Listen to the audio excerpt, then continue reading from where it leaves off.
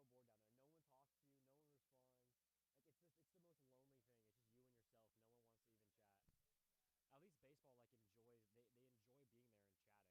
No one wants to even chat. At least baseball enjoys they enjoy being there and chatting, but it's so frustrating when no one's no one's chatting at all. Can this please go live?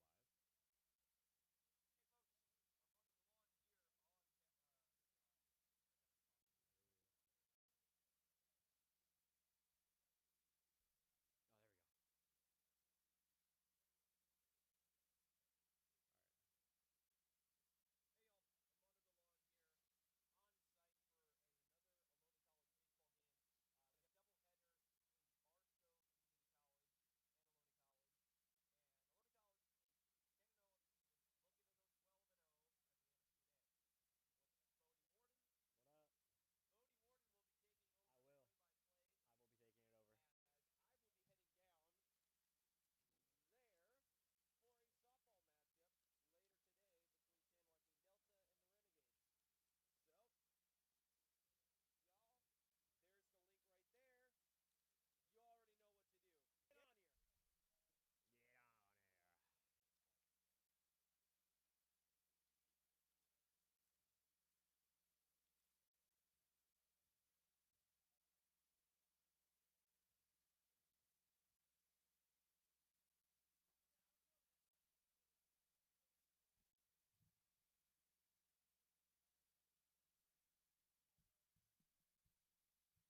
good. So.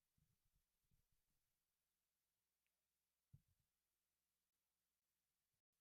softball,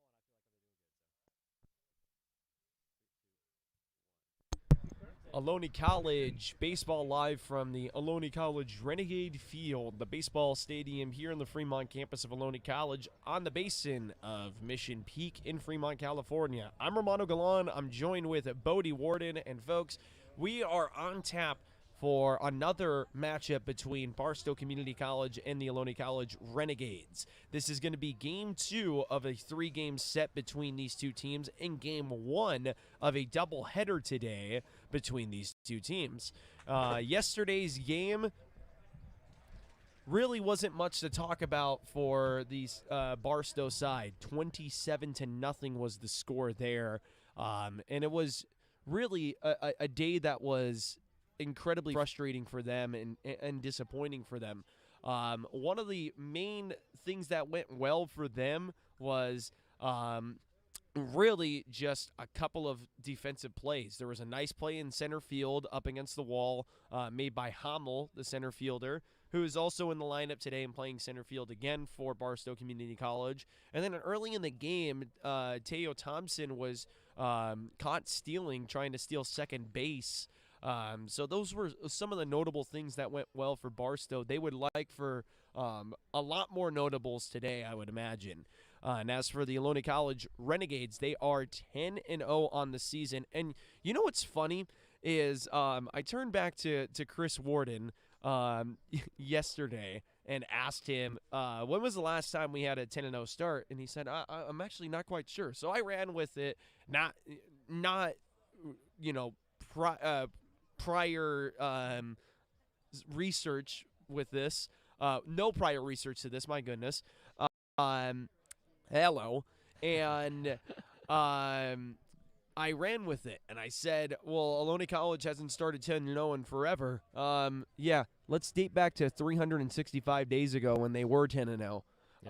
Yep. A year ago, they started 12-0. But you know what? Coach Curran is a great guy and gets some vital information to us immediately. So Coach Curran has said in his tenure, this has been done 5 times, a 10-0 or better start. Insane.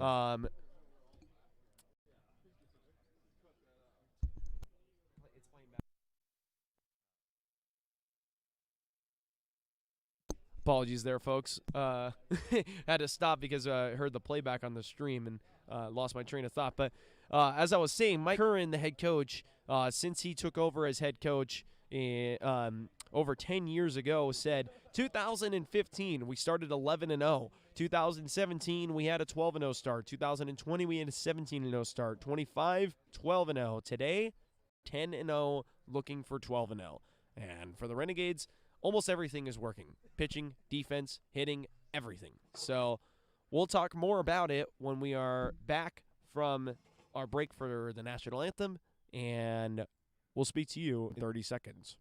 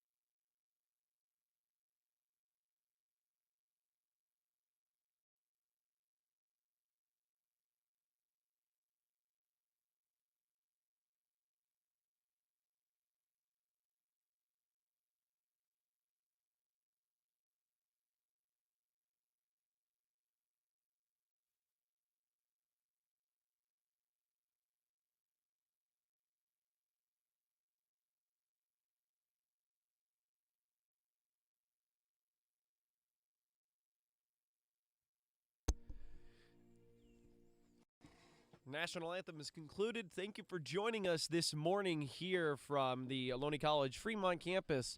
And, folks, I pass it over to Bodie Warden, who's got a few things to say.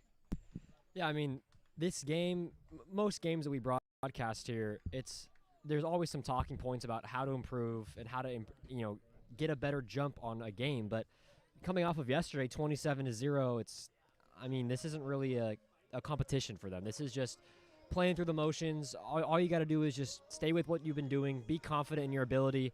They know they have the ability to win. They've been winning. The Renegades are 10-0. I mean, this is an amazing start, just as half of Coach Curran's seasons have been. So there's nothing to worry about here.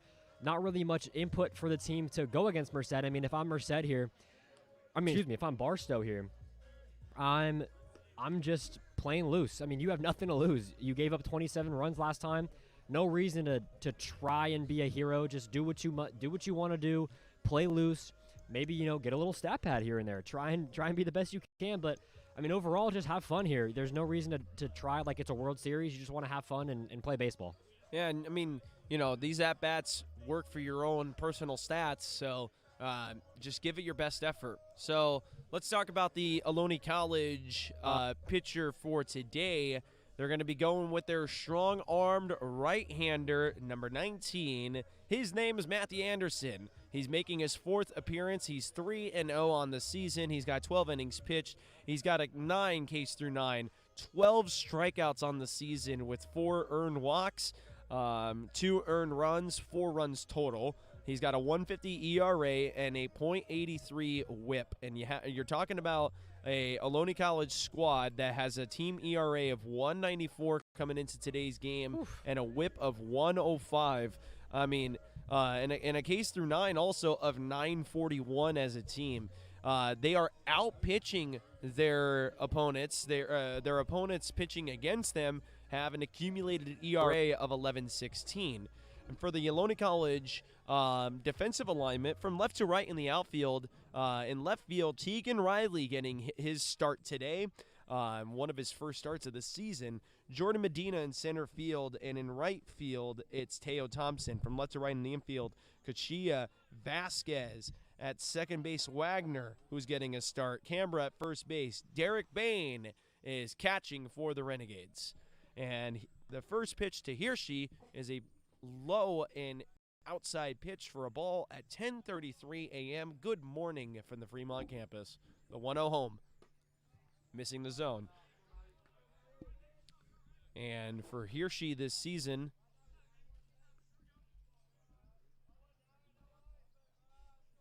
batting at 233 to start play today. Foul back to the screen. Yeah, I mean, you'd hope to just know that Barstow is just looking to have fun. I mean, there's no reason to be stressed about this. You've seen the result from yesterday. There's no reason to think we got to come out and play hard. We got to do all these things. You got to do this, do that. I mean, just play loose. Have fun out there. Just be an athlete. Enjoy your time. You're playing baseball on a really high-level college field. I mean, what else do you want? Yep. And for Hirschi, he was 1 for 2 yesterday with a strikeout, a 6-3, and a single. 2-2 coming home. Swung on and missed. Anderson with a strikeout to begin play. And, I mean, power pitching has been the main mark of the beast, if you will, that is Ohlone College. In team pitching, they have a ton of top 5 stats in the state, as well as top 10 stats. I'm going to note I'm going to list the notable ones going into yesterday, folks. So this is not updated for today's rankings. I think a good practice is to update the rankings every week leading into new games, especially because we have 3 games in 2 days here. Yep. It's just incredibly difficult to try and keep up. But here were the stats going into yesterday. 3rd in team ERA, 1st in hits allowed, 5th in runs and earned runs allowed, 9th in strikeouts, 8th in Ks through 9, and 4th in team whip. And Matthew Anderson, a plethora of conference stats for him. We saw the strikeout already of Hirschi and Hummel now in. And Anderson ranked 5th in the Coast South in strikeouts. Wow. 1st in runs and 1st in earned runs, as well as the free passes. We can talk about dominance, right? Yeah. That's just the half of it, too. There's other stats there that I'll go ahead and save for a rainy day. It's ahead in the count, 2-2 to Hummel. Hummel awaits up to right field. Thompson's there. That'll be the second out of the inning. Here now is Bargy. Bargy was the second hole hitter yesterday, now batting 3rd.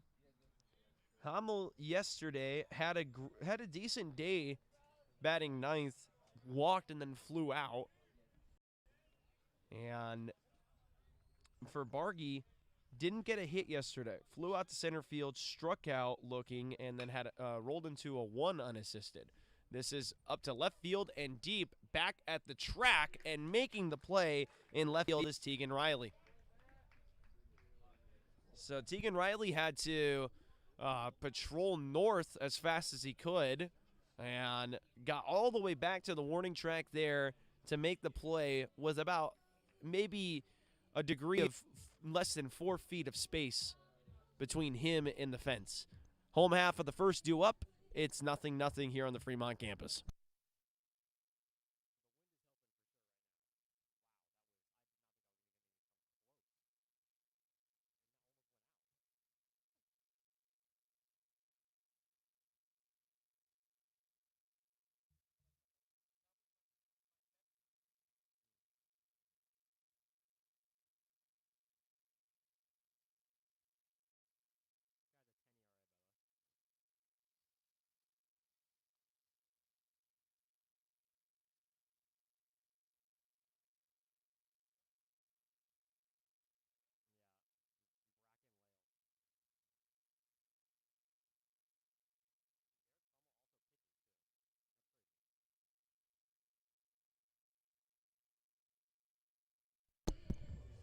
Home half of the first due up, and swinging the bat first for the Renegades will be Medina.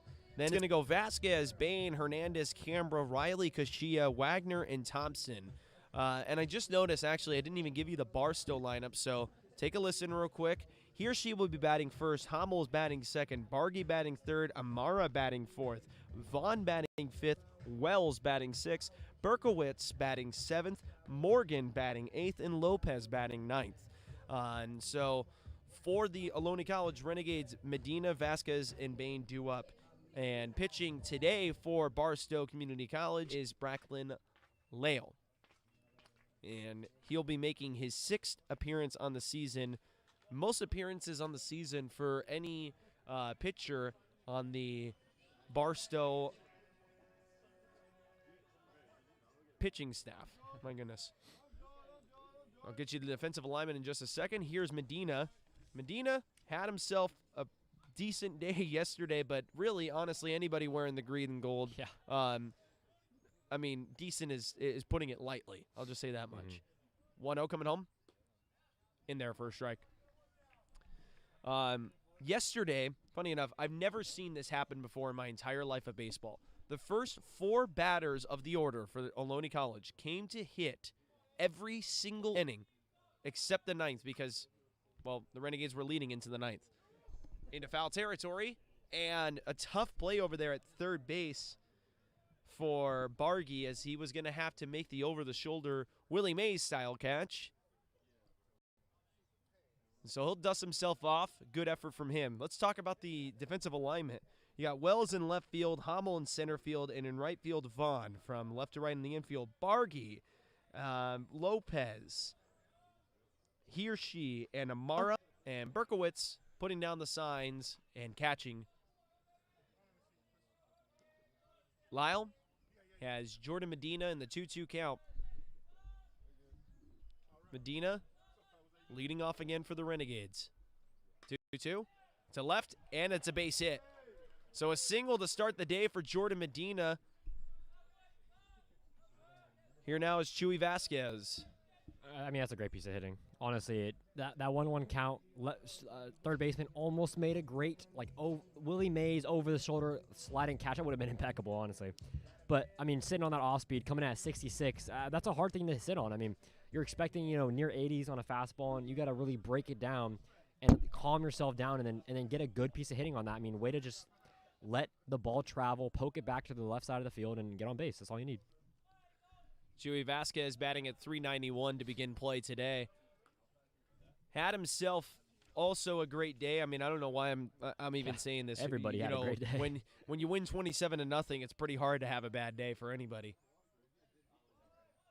Reached and scored runs in every. He either reached or scored a run in every single one of his at bats. Wow, talk about just team player, I guess. I don't even know. Yeah. Contributed to 27 runs, so. I mean, he's contributed to 14 on the season. There you go. In the form of RBI. In the form of runs scored, he scored 15 times. Wow. So 31 runs of offensive production as this is lined into center field for a base hit. Medina moves up to second. Vasquez stays at first. Here now is Derek Bain. And we got Denise Bain in the stream as well as in the comments section. Going to have a chance to talk about Derek Bain now, who's batting at .313, 11 RBI, a homer on the season as well. I mean, he's having a great year. He started at first base in our opening doubleheader that we had, and I mean, he's a lockdown first baseman too. And then he comes over to catch, and I mean, he's locked down there as well. I've just seen perfect defense from him anywhere he plays. And the one thing that Ohlone College and Coach Curran does pretty well is having players that can both play at many different positions, but also be plugged in many different situations as well. So that pitch is outside for a strike, 1-1 the count. And, I mean, you see so much depth in the roster sheet for the Ohlone College Renegades. They probably have about maybe 3 or 4 guys at every position. Mm-hmm. Yeah. And even 3 times that for pitchers. Derek Bain takes on the outer half, and it's 2-1. Yeah, I mean, the versatility of all these guys is honestly incredibly good. You have people who can, I mean, granted, the infield position, you can kind of bounce around anywhere, but guys are coming from right field to third base to left field. I mean, first base to catcher. Everyone just kind of moving around, and it's showing how good of athletes they are rather than just baseball players. They can be in any position and they can execute there. Lyle in danger of walking the bases loaded here with a 3-1 count to Derek Bain awaiting. He's got to give in here. Medina at second, Vasquez at first. Outside, strike called. And Derek Bain getting tested on that outer half quite a number of times in this at-bat.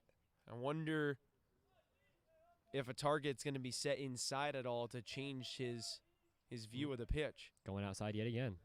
Looks like it. Here comes 3-2. Runners go. Swung on and miss on a pitch inside. A drop third strike. And no, it wasn't a drop third strike. Never mind. I saw Derek Bain break for first, thinking that he was going to try and run out the drop third strike. He will strike out swinging, but both runners will be safe on a double steal. So not exactly how the Renegades drew it up, but hey, I mean, you got him moved over, so. Yep. Here now is Brady Hernandez. Brady Hernandez had a few opportunities yesterday at DH. Had a very good day for himself as well. He was part of that top of the order, the top 4 hitters of the order that came to hit 8 times in the game. He grounds this one over to short. From 6-3 they go, and that is going to be a 6-3 putout that scores a run, being Medina, and it's 1-0 Renegades. Vasquez moves over to third, and Brady gets his job done, scoring the run. Here now is Julian Cambra. Yeah, I mean, can't really ask for much more. I mean, people might be expecting big innings here and there because of the 27-0. You're expecting a huge lead to start from the Renegades, but, I mean, it's still baseball. It's anybody's game, theoretically. I mean, you never know what could happen. Definitely. So scoring a run is huge still. You got to play like you're playing the number 1 team in the state. Definitely. And, I mean, these are, the type of runs that you're going to score late in the season when it becomes May, and we have May Madness again in the playoffs. Grounded over to short. Nice play over there at short by Lopez. Strong throw back to first in time for the out. So a 6-3 put out to end the inning. Renegades will bring 2 runners onto the base paths, plating one of them, and through 5 at-bats with 2 hits and 1 run, leading 1-0 as we head into the top end of the second. Ohlone College Baseball live from the Ohlone College Broadcasting YouTube channel.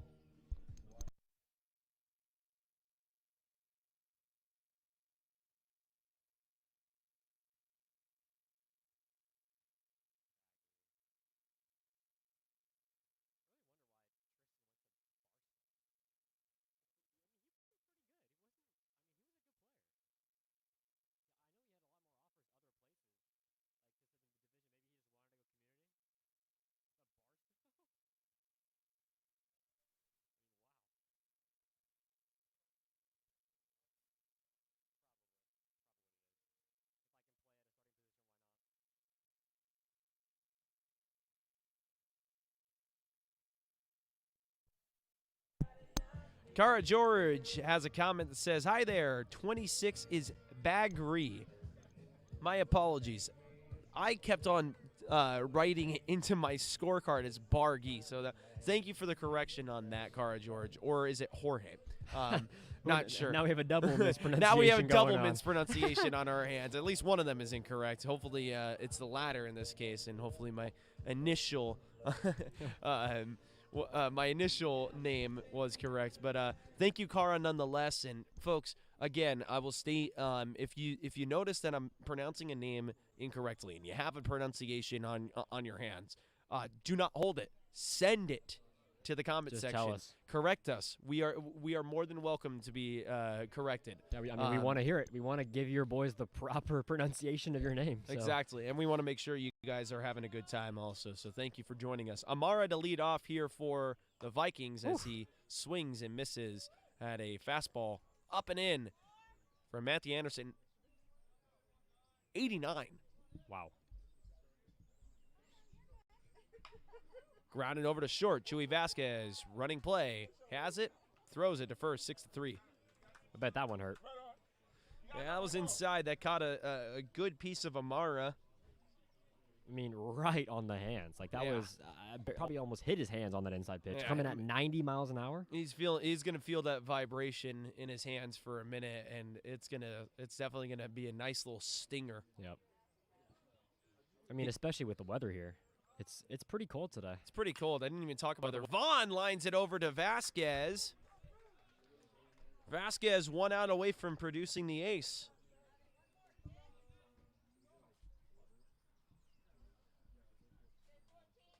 Let's talk about the weather, actually, because I hadn't even mentioned the weather yet. You guys can see it is a cloudy day, very overcast day, a 55-degree day.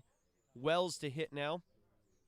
And today you're going to see mid-50s to high 60s. No clear skies, really, though. These clouds are getting ready to blow in a huge storm that is going to be bringing in a lot of rain and snowfall for the Sierra Nevada mountains. So if you like mountain ranges and you like skiing, do it. A 6-3 ground out there of Wells. And I apologize because I talked over Wells' at bat. But Chewy Vasquez gets the ace. A 6-3, and a line out to shortstop. So Chewy Vasquez, seems like there's 9 of them on the field. We'll take a break, and we'll be back in 30 seconds.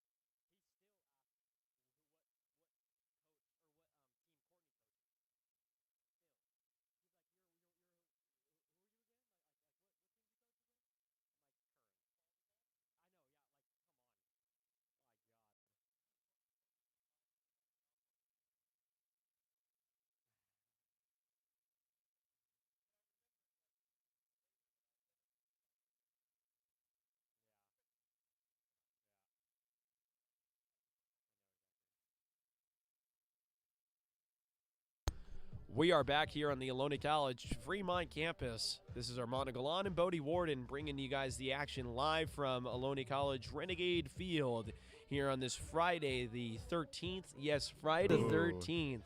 How about Spooky. that? It's a spooky day right before the day of love, Valentine's Day. Don't know if you guys have any plans for Valentine's Day. Me, a whopping absolutely nothing. Gonna be going to Berkeley with a couple of friends. I know that, but apart from catching up from sleep, because we have a huge day ahead of us today here on the Fremont campus. Long day. 2 baseball games, a softball game, and a home basketball game all today. So it's going to be a long day for us here on the Fremont campus. Here now is Tegan Riley. Tegan Riley had himself a great day also, was the only Ohlone College bat to swing a round tripper. Yeah, he had a home run over the left field wall. It was over the 347 sign in left center field, and he got a really good piece of it. Yeah. I mean, off the bat, we all kind of knew it was going to go long. Takes inside there for a strike. Had some had some troubles in the first 10 games with trying to be eligible and whatnot. Now the eligibility issue out of the way, he pops this one up to third base in a tough play there, but making the play is Baggery at third base. And we mention all the time, every single broadcast, our Ohlone fans are going to get a little sick of us mentioning this, but it's worth mentioning, especially for the road fans that will eventually be listening through now and throughout the season. It's no fly ball in the air is safe here. It's extremely difficult to get a beat on it. Softball and baseball, both fields. I mean, it's difficult. Yeah, I mean, you guys see Mission Peak over there in left center field, about 4 miles up Mission Peak, and you don't even see the top of it. Yeah. You can't even see the actual peak from here. But yeah, it draws in a lot of wind, and it's difficult to get a beat on a ball in the air. Caden Kashia, the third baseman today, and one of the leading hitters in the state and in conference. Yep. In many different stats. I mean, he's hitting an even 500 right now within 32 at-bats. Going into yesterday, and his batting average did taper down a little bit, but I mean, how can you really keep up a 550-plus batting average? But going into yesterday, he was fourth in batting average and sixth in on-base percentage in the Coast South. He's going to walk there on that 3-1 delivery. In here now is Paul Wagner.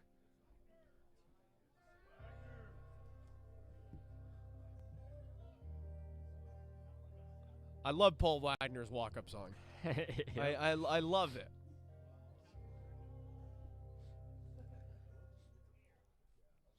Well, I mean, I bet Paul's excited for this season or this series because he's been getting his starts. He's been getting a good amount of playing time. Probably just having fun out there, getting to start, getting to hit some pitching that he knows he can probably hit well. We got Yviette Arroy watching for number 4, the center fielder Medina, as Wagner takes on the outside for a ball. 1-1 in the count now. Paul Wagner wearing the number 12.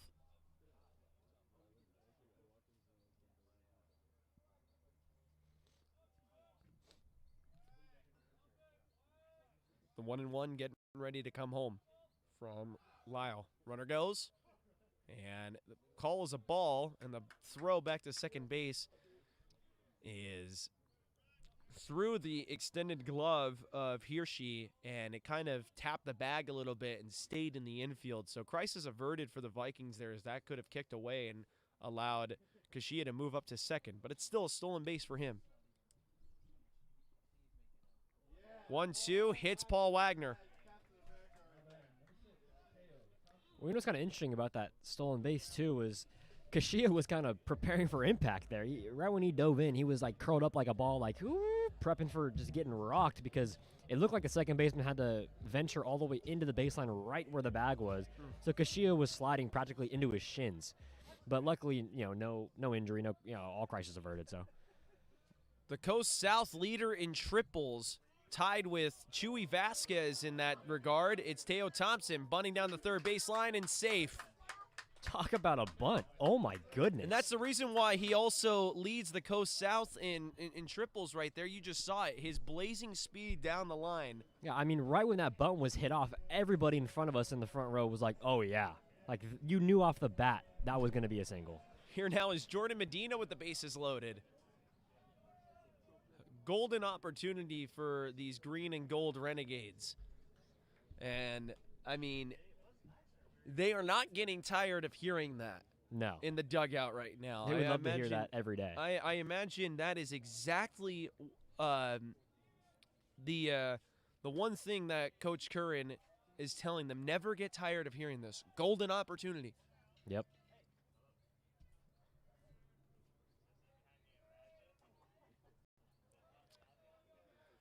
(2-0) getting ready to come home from Lyle. He kicks, he deals. Medina takes on the outer half, 3-0. Nowhere to put Medina with the bases loaded. Yeah, I mean, some might think this is an automatic take, but 3-0 bases loaded. You got to throw it over the plate. Might as well just go out swinging here. I mean, in my opinion, I just would rather let the guy with the bat prove it. But, a lot of times also, that's a walk on 4 pitches. A lot of times also, you don't really understand this if you haven't been a pitcher yourself. And I do not claim to be. But I did at one point throw a football around, and I can attest to this being the truth in this regard. Some days you wake up and certain at-bats, you're feeling great. You're feeling fine. You're hitting your spots and nothing is wrong. And then the very next at-bat, something changes. And so for Lyle, that's going to have to be the battle that he's going to have to overcome for himself, is the mental game for him. He's got to mentally keep himself in it. And it's very hard to do so when you got only 1 out and the base is loaded in a situation where you lost 27-0 against this team yesterday. I was just going to say, it's on top of it being bases loaded 1 out with one of the best hitters on the team right here, Chuy Vasquez, up. I mean, you're in the back of your mind, you're thinking about 27-0. Mm-hmm. When you woke up today as a Barstow player, you're thinking, why am I even playing today? Could have been some people's thoughts. Third base, and Bargree, no way. He's safe down the line there at first.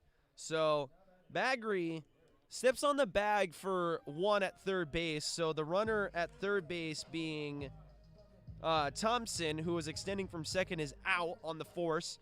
Wagner scores, making it 3-0, and Vasquez beats out the throw on the fielder's choice. So mark that as a fielder's choice for Vasquez. 2 runners on, 2 out. But a nice play there by Bargree.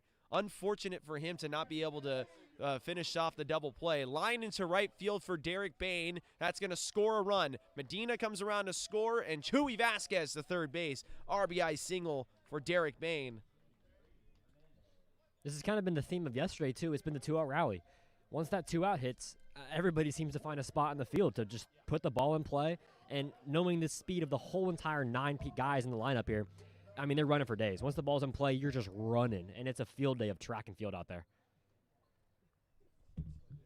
Here now is Brady Hernandez again, grounded into a 6-3 in the previous inning. 2 out here. Derek Bain at first base. Chuy Vasquez at second, and that pitch is way outside. Derek Bain breaking for second. He's going to be safe, uncontested on the stolen base. My eyes were trained down the baseline as Chuy Vasquez got about a quarter of the way down the line.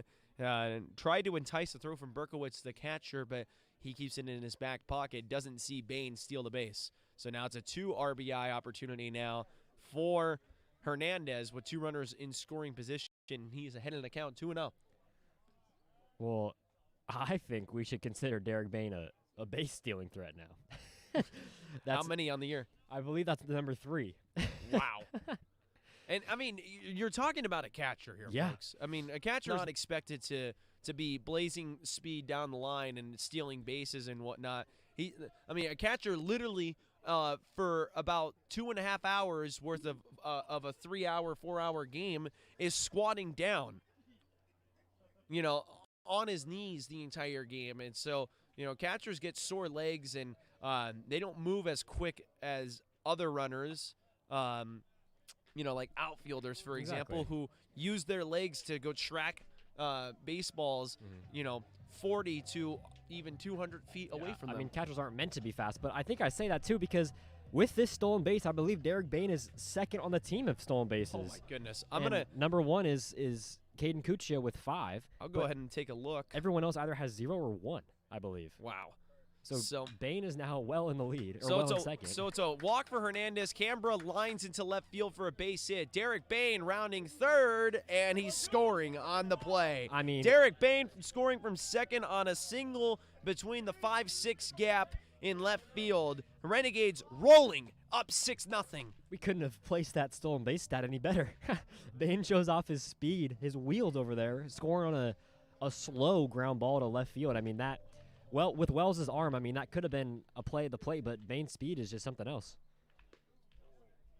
And to answer your question, or to answer your last comment, Derek Bain with 6 stolen bases now would put him second on the team. Canberra has 9.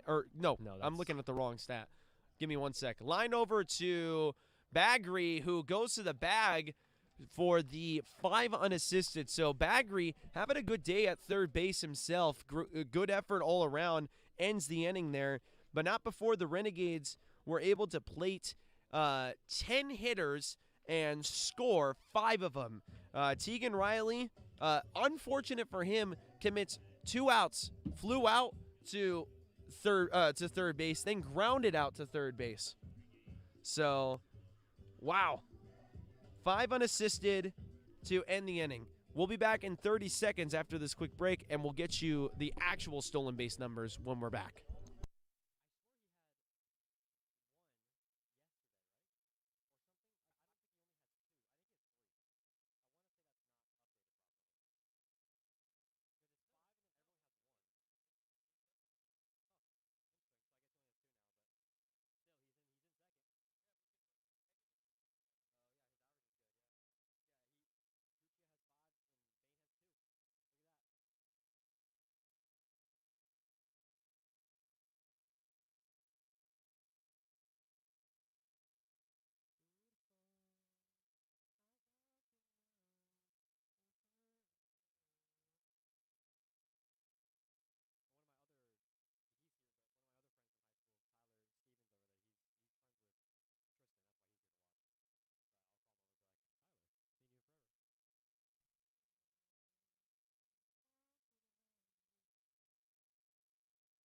We're back here on the Ohlone College Fremont campus to get you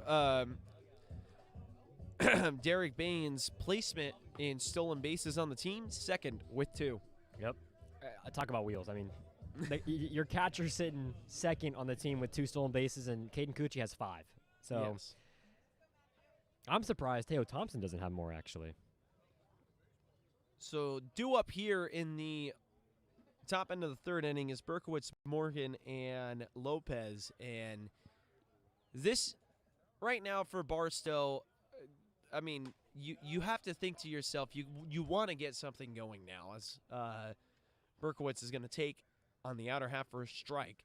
Barstow shut out yesterday, shut out through 2 today. They definitely don't want to go 12 innings in a row without a score here at Ohlone College, but they're going to have to work to earn it. And Berkowitz there on the foul tip kind of caught a piece of himself, so they're going to give him some time to stretch that out and walk that one off. Yeah, I mean, I think if you're Barstow, really the only goal here is just keep getting hits. Just execute little plays, in the bloop and a blast. It's the same kind of thing we've been talking about, bloop and blast. I mean, just give yourself some confidence by scoring runs. Getting shut out through 9 innings with giving up 27 is never a good feeling. That's just not a good feeling ever. So if they could just get a few runs here, maybe put some more confidence for Game 3. Berkowitz, the second batter to be set down on strikes here in this Game 1 of the doubleheader, and swung on a miss there is Morgan, the DH, on his 0-0 delivery. 90 miles an hour from Anderson. Whew. He's a fireballer. Here comes the 0-1. Breaking ball in there. 79 miles an hour. So he took 11 miles an hour off of that pitch. Now the 0-2 coming home. And the question in my brain has been answered. Immaculate inning, not to happen. Yeah. He had 5 of the 9 strikes that he needed. So he was over halfway. Yep. 1-2 coming home now. Got him. Backwards K. Back-to-back strikeouts for Anderson. Here now is Lopez, the shortstop.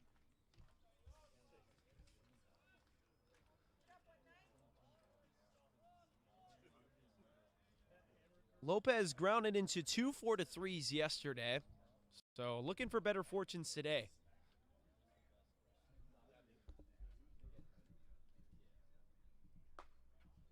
Takes for a ball there to make the count 1-0. Yeah, infield and outfield playing pretty straight away.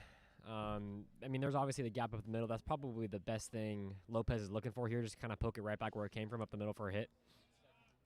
1-0 in there for a strike. Just low, but above the knees for the strike. Lopez, a good season for him, the sophomore. 286 for the batting average, on base of 459. He bounces this one over to Chewy Vasquez, who's going to have to make a running throw back to first in time for the out. 6-3 ground out to end the inning. Renegades commanding so far.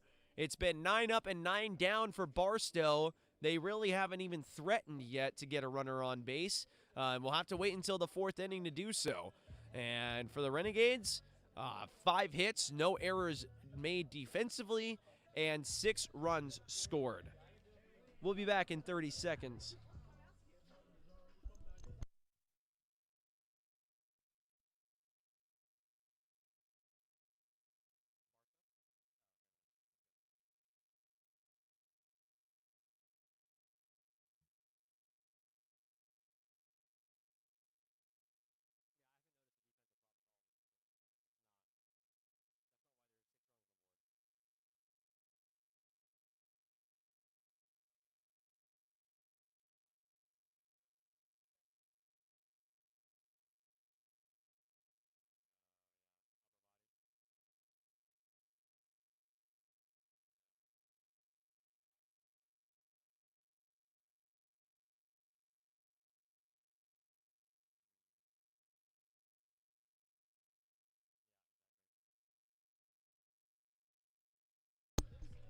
Bracklin Lyle to begin his 3rd inning of work. He's given up 5 hits and 6 runs. His defense yet to make an error behind him, and that's a point of emphasis also, as I didn't even mention prior to the game's start.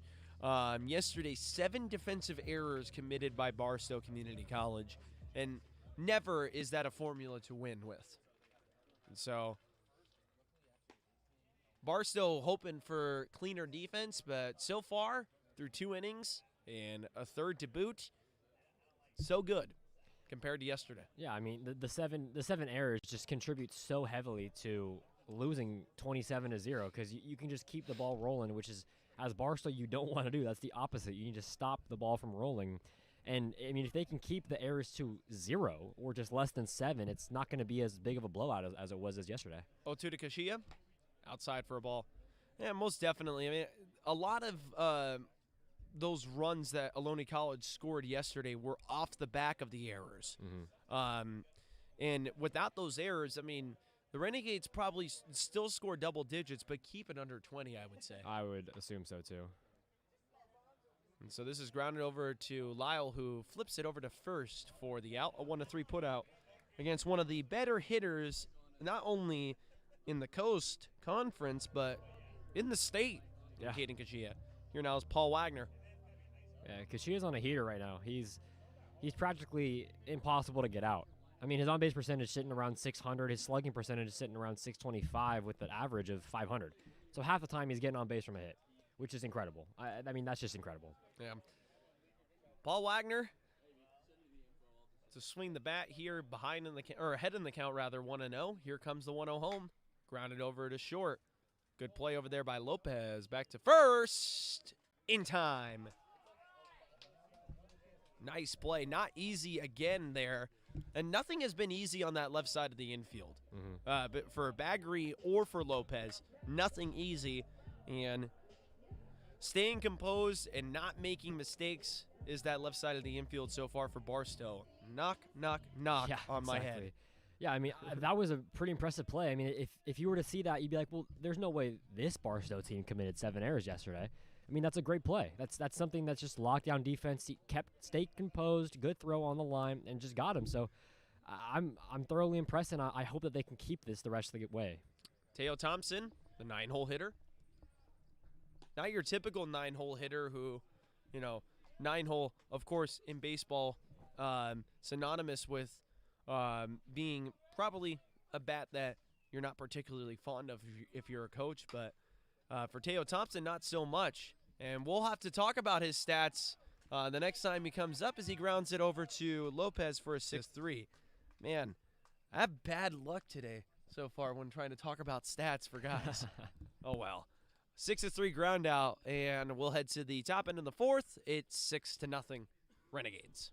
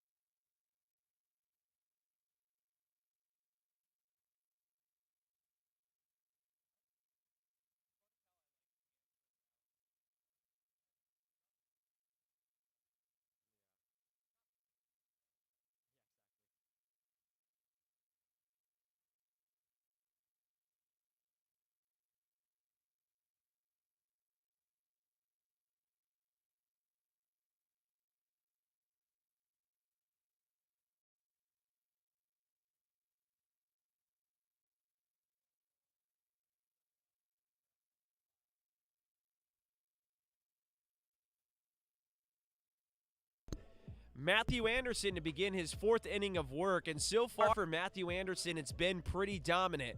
3 fly balls, 3 groundouts, and 3 strikeouts. I mean, what else can you ask for? What else can you ask for?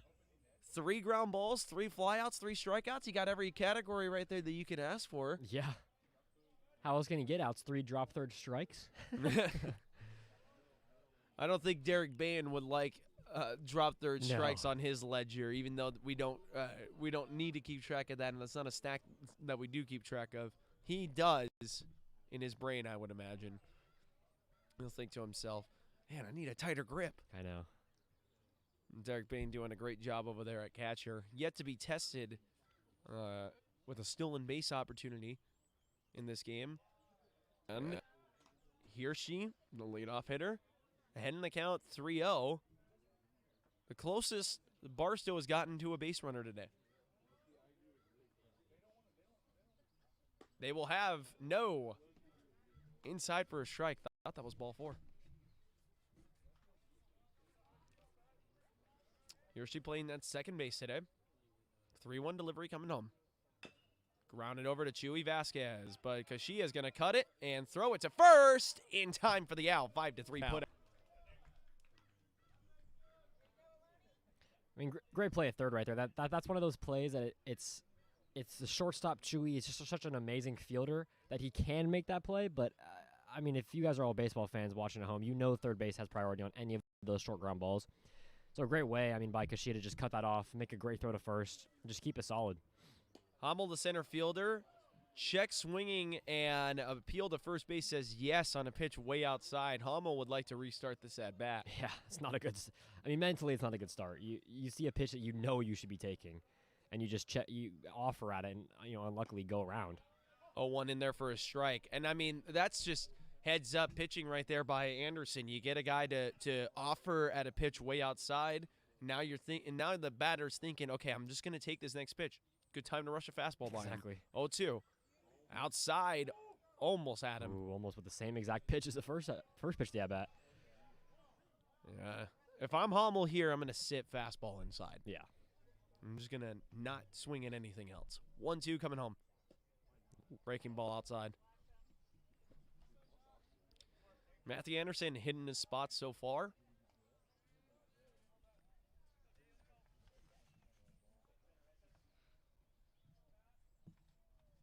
Two coming home. Up into center field. Could be a tough play, but it's not going to be. Medina makes it easy. Yeah, I mean, Anderson with his dominant ERA of 150, an opposing batting average of 146, one of the lowest on the Renegade staff. He also doesn't issue the free pass. I mean, rarely at all. He only has 4 walks on the season so far through, I believe, 12 innings pitched. So, I mean, that's pretty good if you ask me. That's pretty dominant, pounding the strike zone, understanding where you need to throw the ball at, and he's just executing every spot. Baggery, the batter now, swung on and missed. That is 0 delivery. 0-1 coming home now. Baggery grounds over to Caden Kashia at third base. And from 5-3 they go, and that's the final out of the inning. So far, folks, so far in this game, 12 hitters up, 12 hitters down. We'll be back in 30 seconds.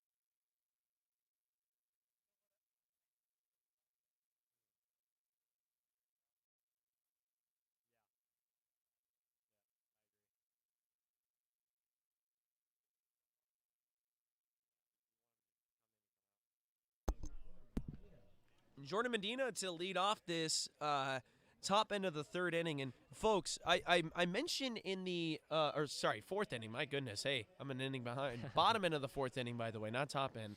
Oh, my goodness. All right, we're back here, folks. Medina takes inside for a strike. I was mentioning at the beginning of the broadcast today that the first 4 hitters of the order yesterday came up to hit 8 times yesterday, once every inning. And today, that storyline was developing up until an inning ago when the Renegades were retired 1-2-3. And so, for the first time in a total of 11 innings, the first 4 batters of the order did not hit in an inning. Diving play made over there in the hole at short by Lopez. He makes a nice sliding, spinning stop there and props back to his feet to throw back to first in time for the out. A good 6-3 ground out there. That was just smooth. That was buttery smooth. Went feet first on a slide, popped up right in the middle of the glove, popped up easy throw to first. I mean, even with Medina's speed, he had him by a mile. And especially for Lopez, who had a number of mistakes, both actual errors and mental errors out there at short yesterday. He had a really tough day, and it's good to see that his spirits are still high and he's still playing as hard as he can, and he's balling out so far today at short. I mean, complete far cry from what he had yesterday. Vasquez lines into center field for a base hit. Renegades, my goodness, the ambush tactics are insane for this team. I mean, the book is going to get out on them pretty soon that they like to swing early in the at-bat. Yeah. But my goodness, I feel like so many times I'm trying to go into a tangent speaking about a certain stat or a certain player's performance, and meanwhile, a guy on the first 2 pitches, bang, center field, bang, right field. It's almost every at-bat. I mean, I wouldn't be surprised if Bain sees something like within the first few pitches, he's going to swing. 1-0 is outside for 2-0. Derek Bain struck out and then had a single, then later came around to score in the second inning. So 1 for 2 on the day for him. Looking to go 2 for 3.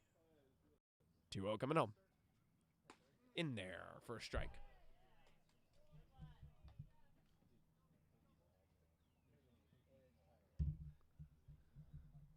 2-1 getting ready to come home. Derek Bain awaits from Lyle, the pitcher. Lyle kicks and deals. Outside for a ball. 3-1.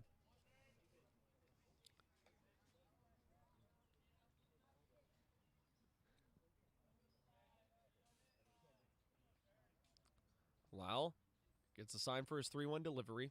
Target is set outside. Here it comes. And it's grounded over to first base. Amara to short. And Lopez back to Amara. not in time for the double play, but a great job there by Amara on the play. So you're going to mark it a 3-6 put out. But Bain is going to get on base. Here now is Brady Hernandez with 2 out. I mean, I'm slightly wondering maybe they could have had 2 there. It felt like to me the first baseman was kind of on the bag when he had that. He could have stepped on first, maybe thrown it over to second. Amara was about maybe 3 steps off the bag, so it would have been tough. And the runner goes and throws offline. Bain for his 3rd stolen base on the season. Oh my goodness! He's chasing after Kashia here. As I was saying about Vasquez, I think Vasquez was about he had a nice secondary. Was about a quarter of the way as contact was made with the pitch. And so it would have been tough also because Lopez didn't get back to cover second there for a second.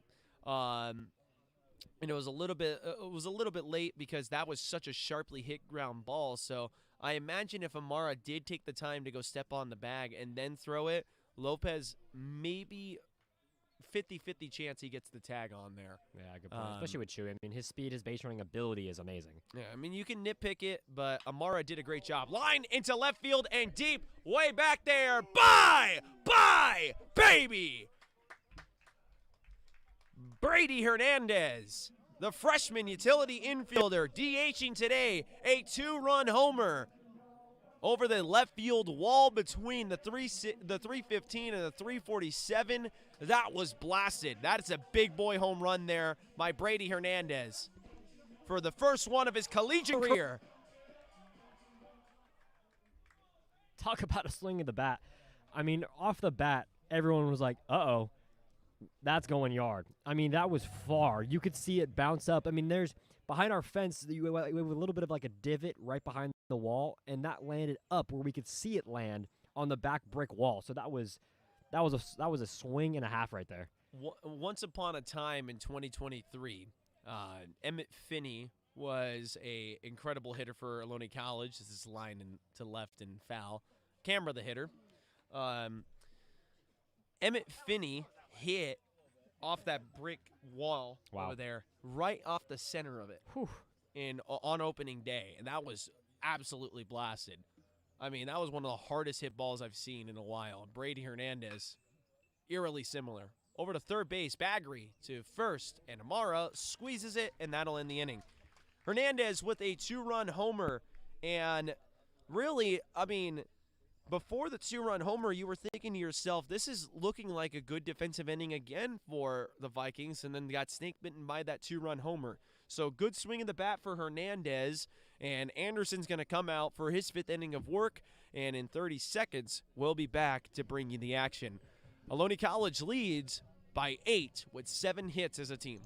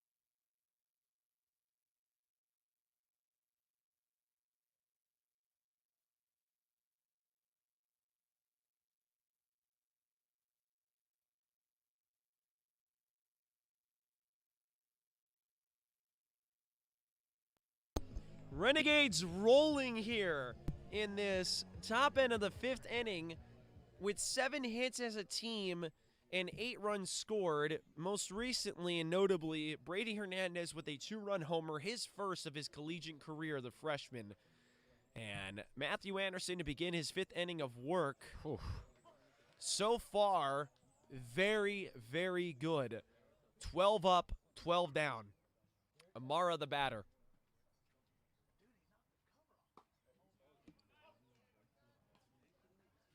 It's 0-2 now.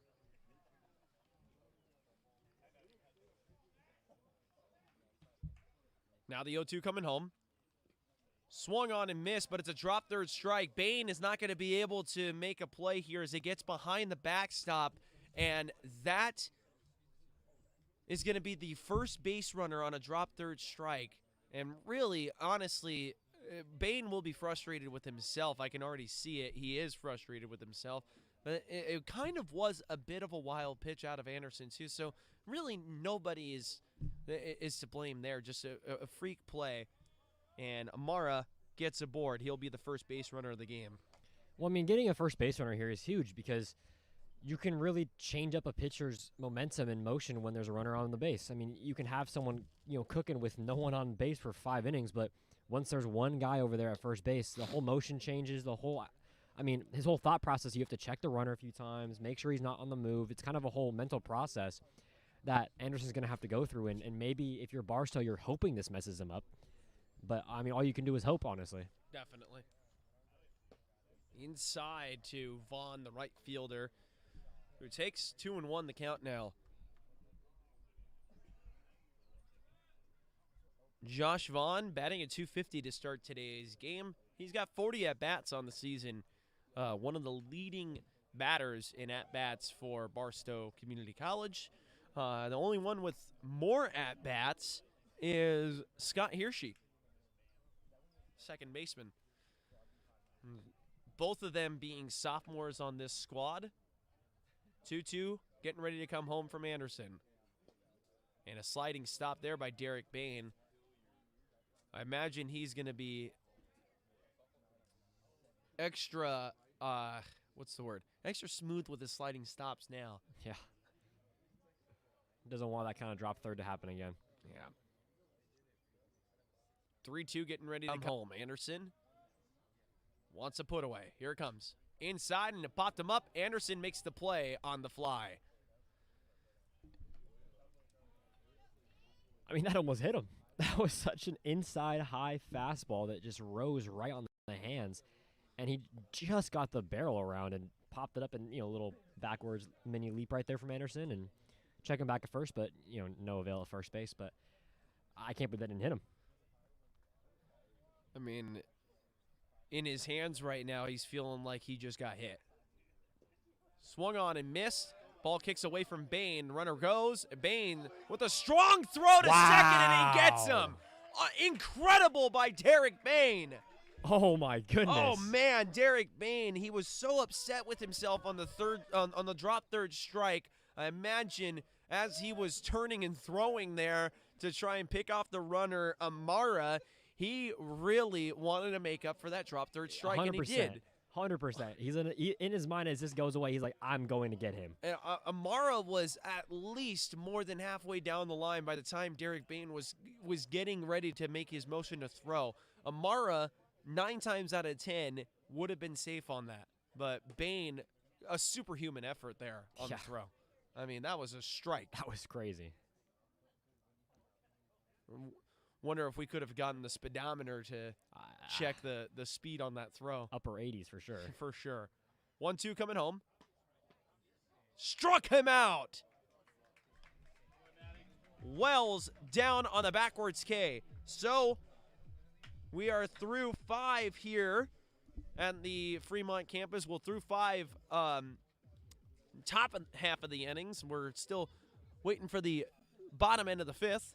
But through 5 defensively for the Renegades, no hits, no runs, no errors for the Vikings, but a base runner on the drop third strike. We'll be back in 30 seconds after this break.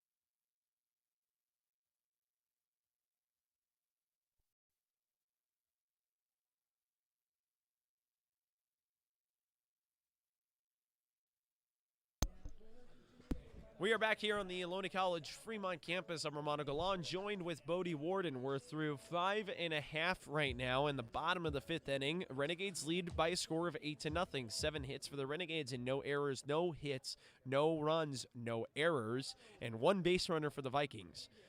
Coming up to hit is Tegan Riley, and Tegan Riley would like to try to improve his fortunes. He came up to swing the bat twice in the 2nd inning, producing 2 outs. Great. He had he grounded into a fielder's choice of 5 unassisted, and then a fly out to third base to Baggery, who's playing very good at third base today. And that left side of the infield we mentioned earlier yesterday just didn't have a great day. Lined up to left center field, and making the play in left center is going to be Wells for the first out of the inning. Tristan Wells, funny enough, I know him. I went to high school with him. He's 1 year younger than me, but same high school. I mean, pretty best buds. We worked together here at Ohlone for the baseball camps. Shout out Coach Kern with the youth baseball camps here at Renegade Field. Kachia up the middle, and making the play there is Lopez for the 2nd out of the inning. But yeah, I mean, I've known Tristan Wells for a while. I mean, we went to the same high school all 4 years. Hung out with him a lot, especially during work, outside of work. And, I mean, he's a great dude. I'm so glad to see him in a good starting position. Unfortunate that the team he is playing with here has been losing 27-0 this last game, but it's just great to see him out there. Paul Wagner to swing the bat now for the Renegades. It's been a quick bottom of the 5th for them. 2 out already, 2 flyouts. Wagner got on via hit by pitch, then later grounded into a 6-3.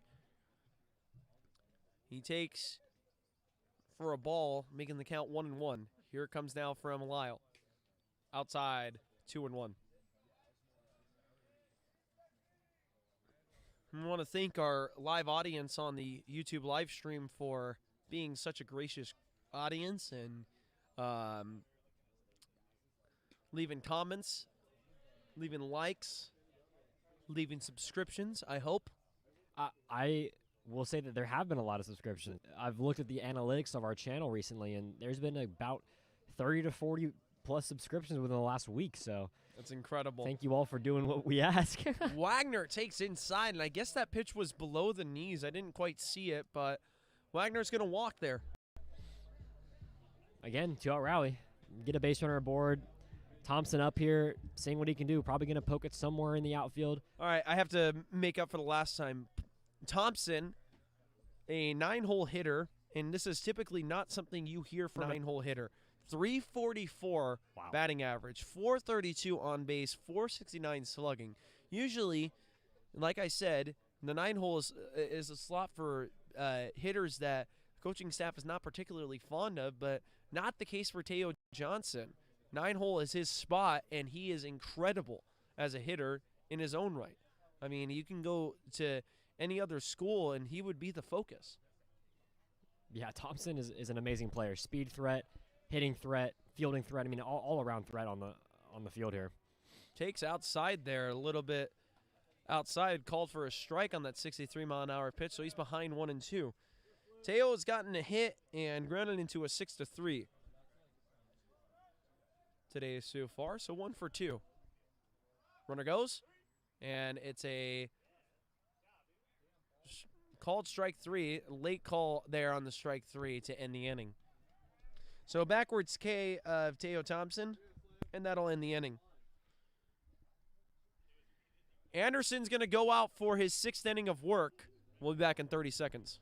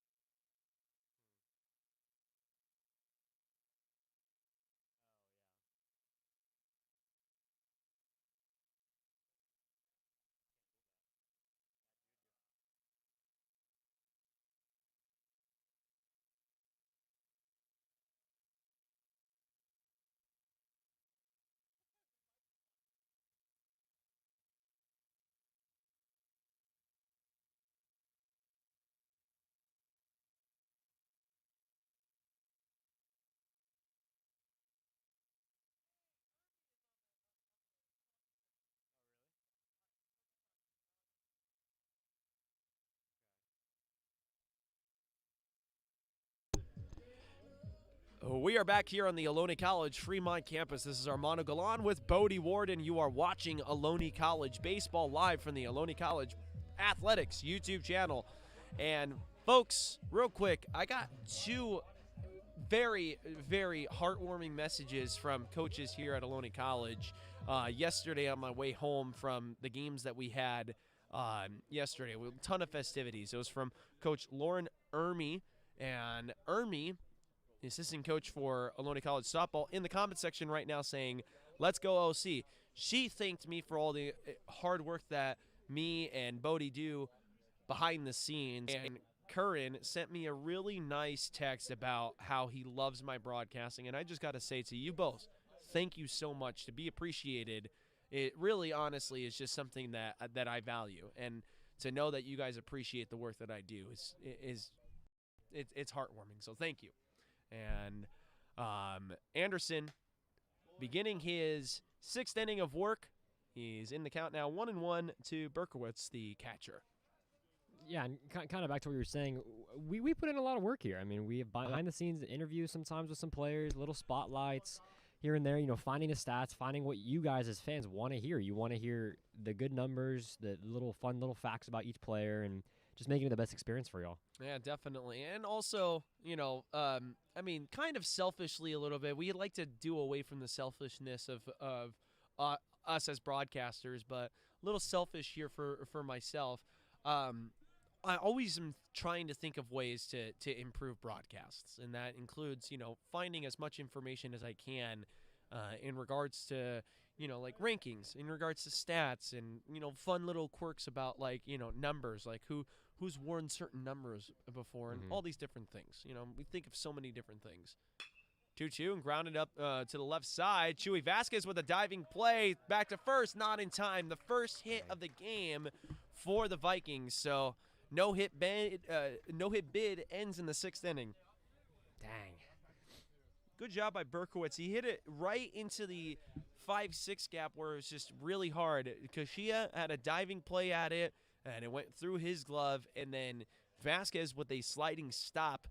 And he did it to such degree that he was able to prop back up and try to entice a play at first base. But Berkowitz was running hard down the line and wanted to break up the no-hitter, and he does.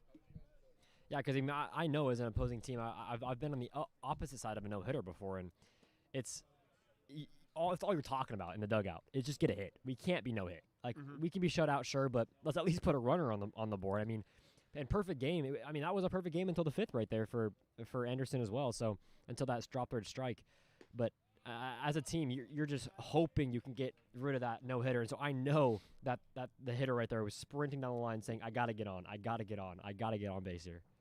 And speaking also of Ermey and the softball Renegades, as this 1-2 is outside to Morgan, 2-2, they're going to be playing San Joaquin Delta. And Ohlone College Athletics will be broadcasting that. I will be heading down to the softball field for that San Joaquin Delta game. So if you guys are excited for any softball action, wanting to watch it, it'll be at 2 p.m. first pitch. I'll be down there. Bodie will stay here and continue coverage of this baseball doubleheader between Barstow and Ohlone College. Morgan now fouled off his 2-2, and is going to wait for his second 2-2. And Anderson had to step off there.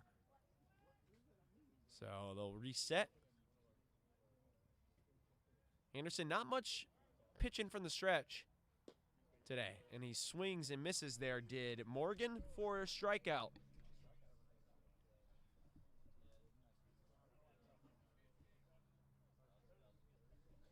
The 6th strikeout for Anderson in this game. You know what I was going to guess? I was going to say 5. I've been one off on about the whole last week of guesses on the stat lines. Oh, man. I wish I had a brain that worked like that. Whenever I make a wild guess, usually it's just completely... heads up. Yeah, heads up over there in the dugout. That's a bullet. And it missed. Thankfully so, though. Yeah, I kind of woke everybody up down there, too. They're all kind of jittering now. They're all, all a little bit more excited and awake. Anderson with the 0-1 coming home. Outside for a strike. Nice pitch there at the 87 miles an hour.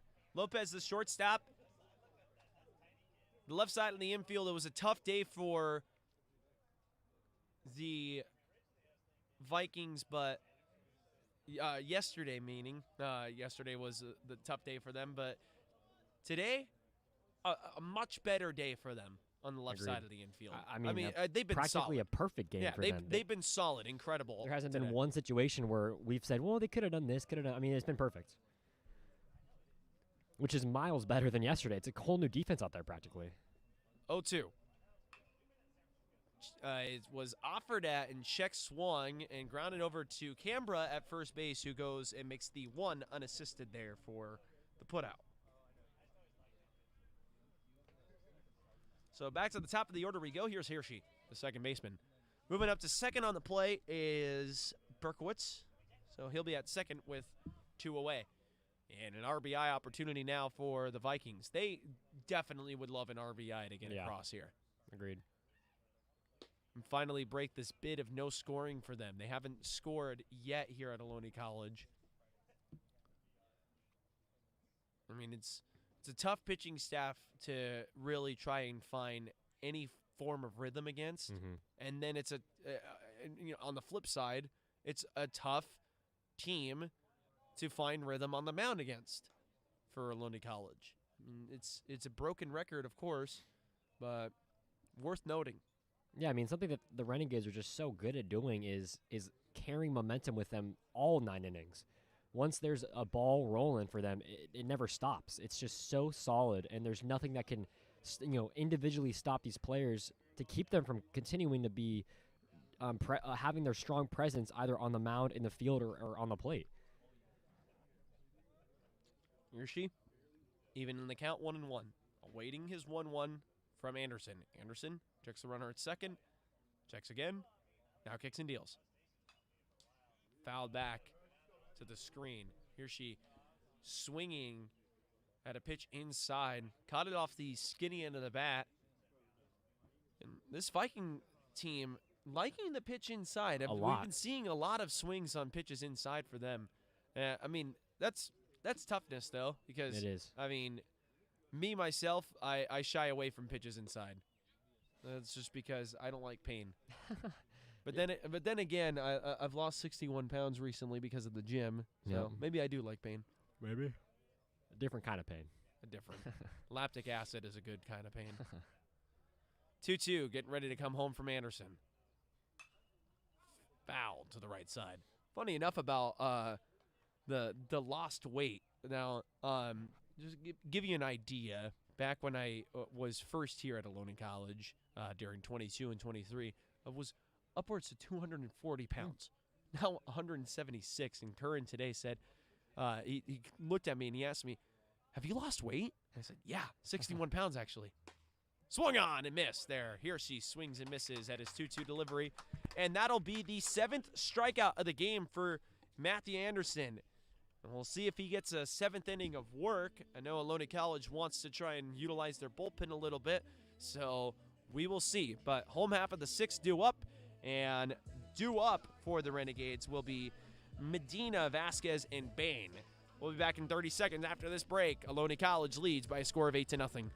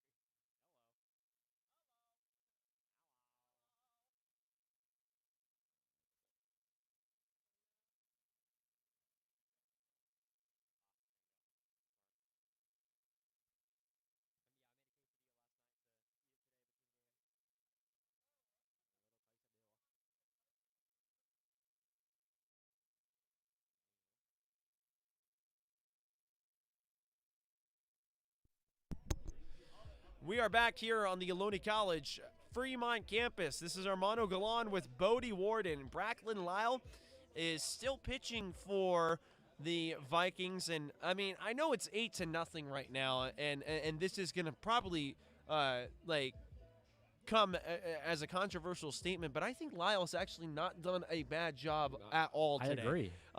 This Ohlone College lineup not starting as many starters as they usually do. The Renegades trying to get a couple of different looks on the lineup today with the doubleheader looming. Probably going to save a couple of the extra starters that they otherwise would have had for Game 2. And Lyle is doing a great job at limiting damage. I mean, the worst inning that he has had is the second inning where he gave up 5 runs, but he's also pitched 2 shutout innings in this game. Well, you know what I was going to say is if any of you tune into us here at the baseball broadcast, have listened to our softball broadcast from our softball team, is our biggest talking point about that team has been the big innings. They've given up 6 to 10 runs basically every game, one of the innings, which is out of the fourth or the sixth inning. And if you eliminate number 3's inning of the second inning here, it's only a 3-0 game. Yeah. And I mean, that one inning was just, that was I believe that was the home run. If I might be wrong. This is up to left field and deep, and that'll be a double. Rounding first, heading to second, and shooting anchor there as Lindsay. And Lindsay came in for Medina's spot. So it'll be a double for him, a leadoff double.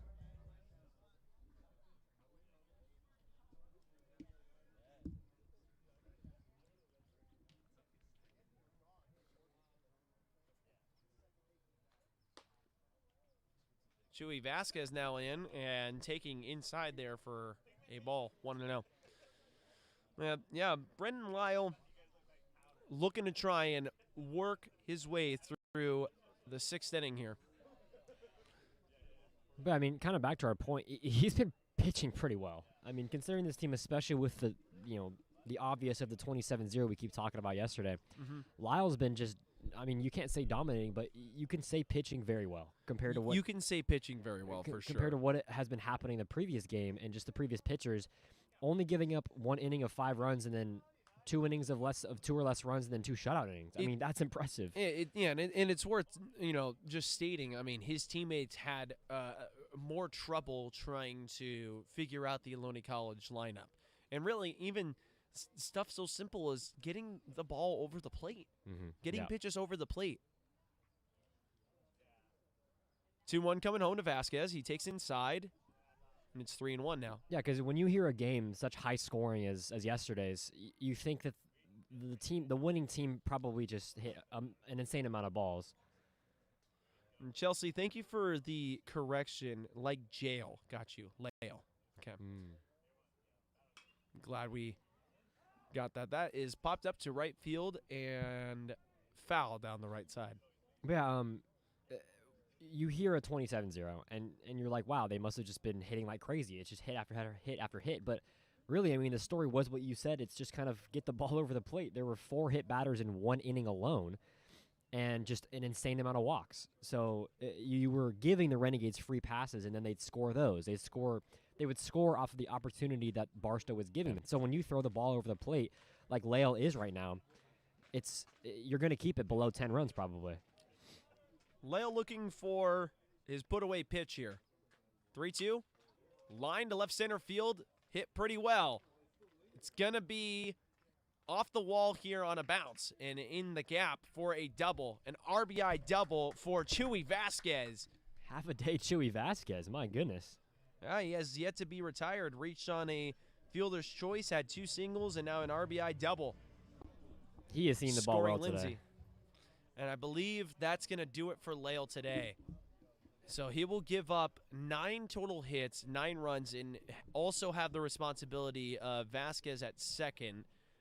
And by no stretch of the imagination is it a great outing at the on the mound for him, but better fortunes for him than of his teammates, going through Yes. 5 total innings, and here in the 6th, his day is done. We'll have a new pitcher for you in just a moment after the break.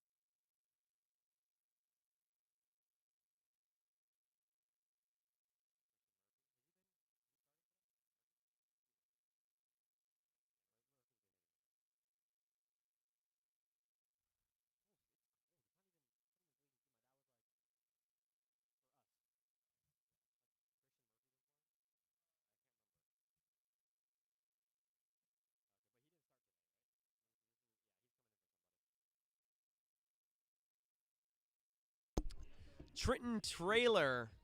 Yes, I emphasize trailer. Spelled Traylor.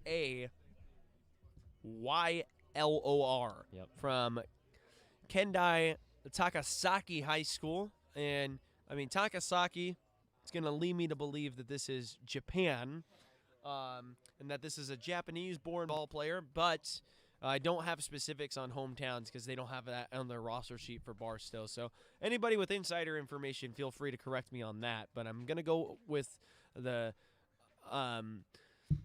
notion that this is a Japanese-born ball player. Trailer is freshman, 185 pounds, 5'10", righty-righty combination coming out of the pen, and he will be facing in Derek Bain's spot, the pinch hitter, number 26, Christian Murphy.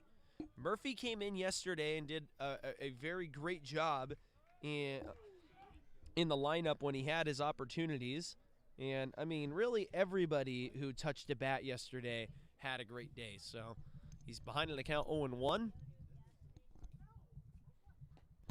Takes up and in for a ball.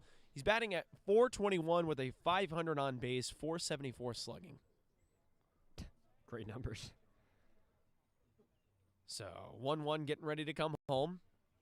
Outside, and it kicks away from the batter, Berkowitz, and he throws to third, and it's high to third. So on top of it, it's going to be a throwing error, and Chewy Vasquez is going to come all the way around to score. Back to your point about the high school, you would be right. It's located in Japan, located in Takasaki City. I was just trying to see if anyone, like, big came out of that high school, but maybe just an actress. And this is grounded over to short. Murphy gets put away on the ground out. 6-3.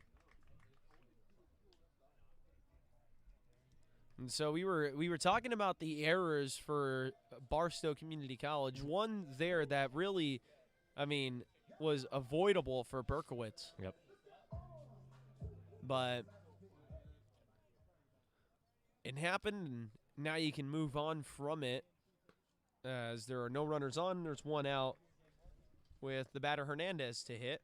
And Hernandez, by the way, you asked me earlier, and I just now remembered it. He did not hit the home run in the second. He hit the home run in the fourth. Ah. So that was when he hit his 2-run homer. And he's 1 for 2 today with a walk, a dinger, and a 6-3 ground out. Decent day right there. Incredible day.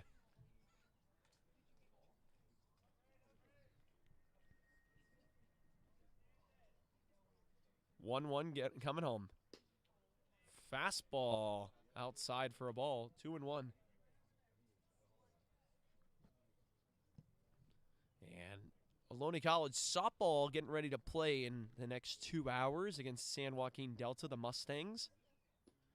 You can find that broadcast here on Ohlone Athletics, as well as the broadcast for Game 2 of the doubleheader between Barstow and Ohlone College, which will follow up 30 minutes after the conclusion of this game. You'll get Bodie Warden for a majority of that game by himself, as I will be heading over to the softball field to call that softball game.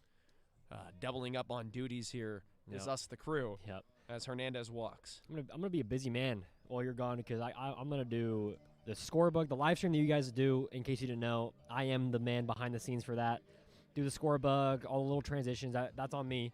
And then I gotta have a scorebook. I'm gonna write down on some paper everyone's stat line and keep this going. So if I'm a little bit behind, save me some grace. Yeah, why don't you? I mean, essentially what Bodie is doing is what for the longest time I would be doing. And honestly, I never really gave myself enough credit for how difficult that was. It's difficult. It is incredibly difficult, and I imagine even more so because there's so many overlays with this Speedio overlay, and there's so many sub-menus and whatnot. With OBS, I was able to optimize it, and I had hotkeys for everything. That's how I ended up using the graphics. Strike 3 called there before we even had a chance to mention Mar as the batter. He strikes out. Backwards K. Apologies there, folks.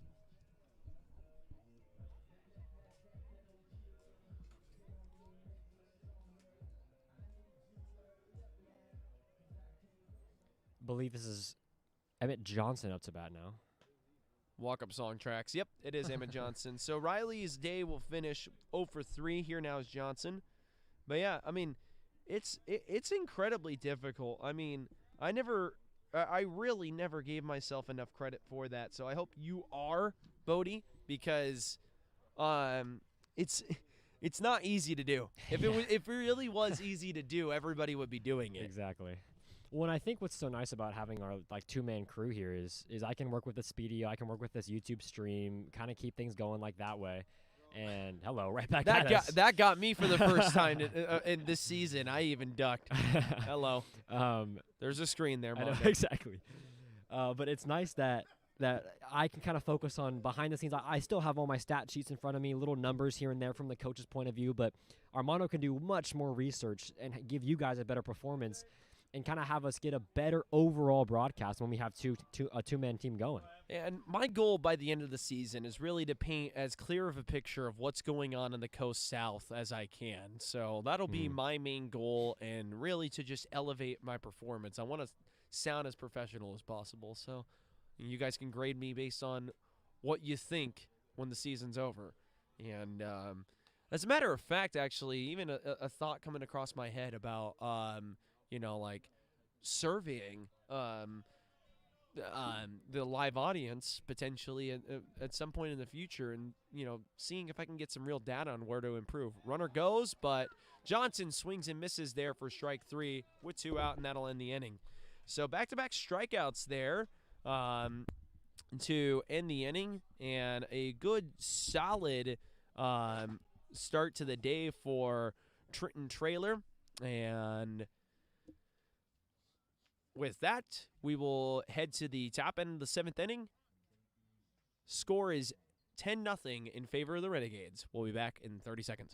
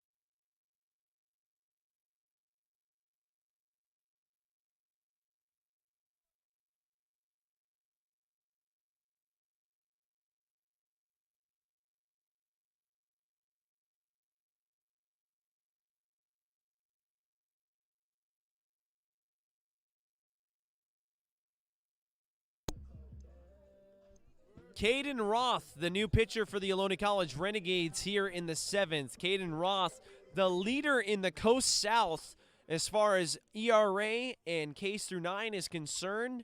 Ks through 9, he's actually second in the Coast South, my apologies. First in ERA. He has a 0 ERA on the season. If you were wondering, he's got a Ks through 9 of 18 with 3 innings pitched, making his 4th appearance of the season.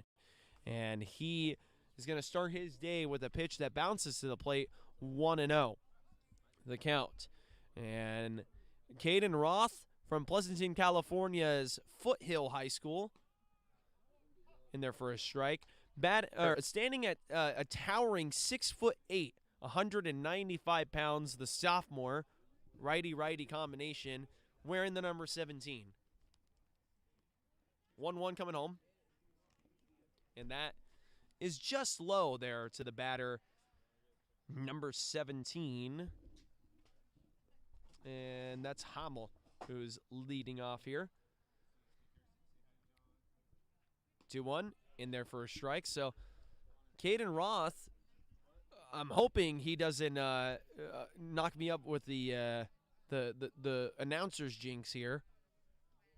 As mentioned, his leading stat of ERA in the Coast South.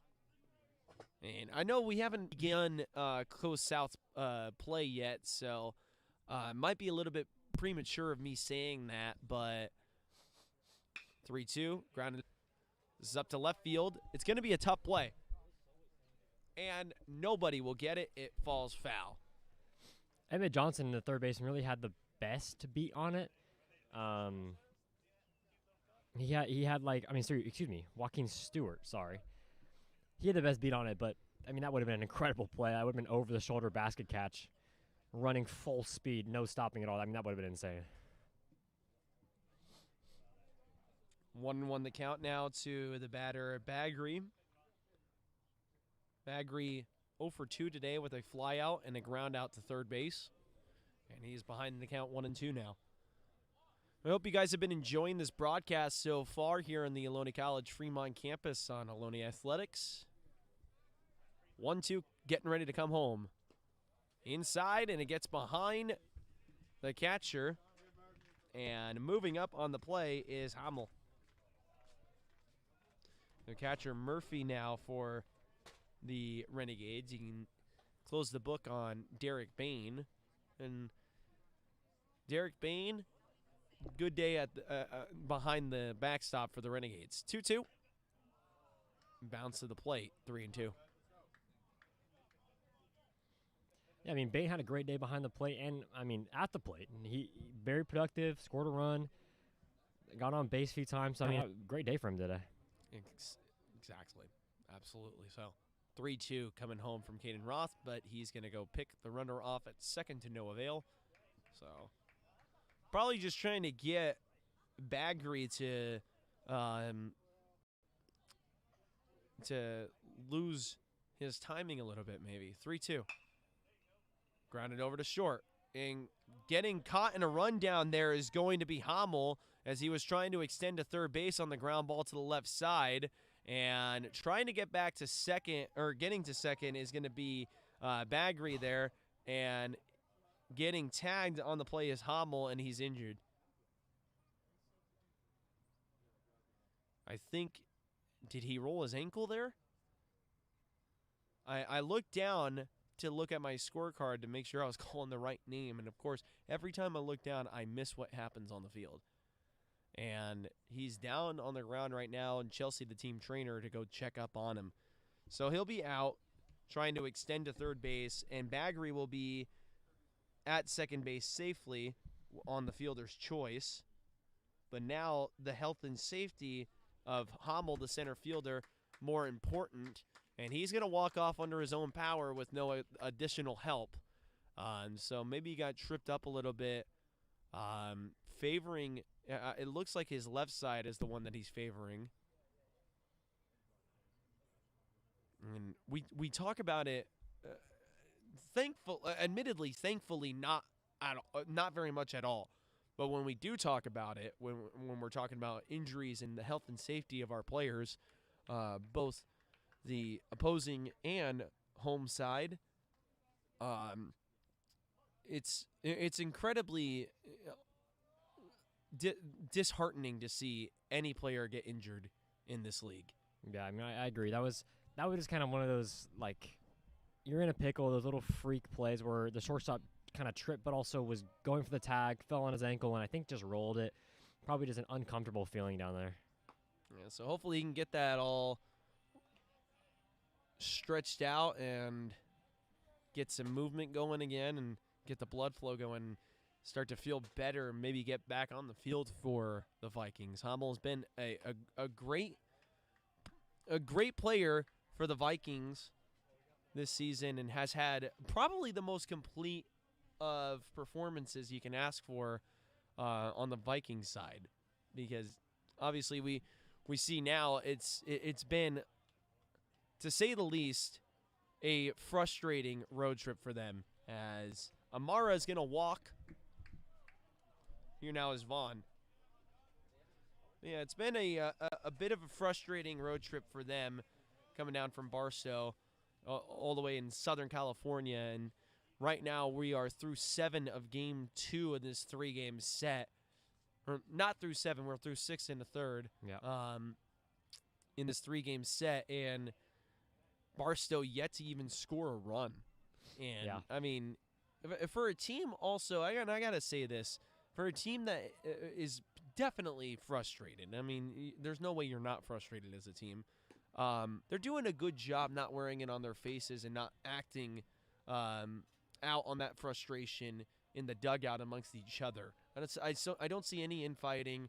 I don't see any anybody getting down on themselves. A little bit quiet in the dugout, but that's to be expected. I mean, honestly, their spirits are still kind of high. Yeah. Really, I've been seeing them joke around here and there. Like they're not beating themselves up. I mean, yeah. And that's good that they're not allowing the pressure to overcome them even this early. Caden Roth having trouble finding the zone, but finally finds it there for a I strike. was just gonna say some story we might need to talk about now is 7 balls in a row right there. That was a rough way to try to find the zone. This is up to left field and deep. Ranging to the fence, calling it, just foul. It's going to hit on top of the batting cages up in left. So 3-2 the count now to Vaughn, the right fielder. I mean, this is a big at bat for them. This is an at bat where you have the most threat that you've had yet. Oh, that's gotta hurt. Oh, man. Got a piece of it inside. And so they'll restart and do it again. Which, again, as we were talking about how Barstow's loving the inside pitch, I honestly think that would have hit him. I think if he didn't foul that was going to be strike 3 because it would have hit him right in the stomach on how inside that pitch was. That was crazy. 3-2 coming home. To the right side and foul. Heads up. Cars over there. There's our Yep, parking lot. There goes a windshield in 3, 2. know. No, I'm just kidding. Exactly. Something kind of funny that I like that the Ohlone bench staff do. They play a windshield, like a car alarm going off whenever there's a deep fly ball way in the parking lot.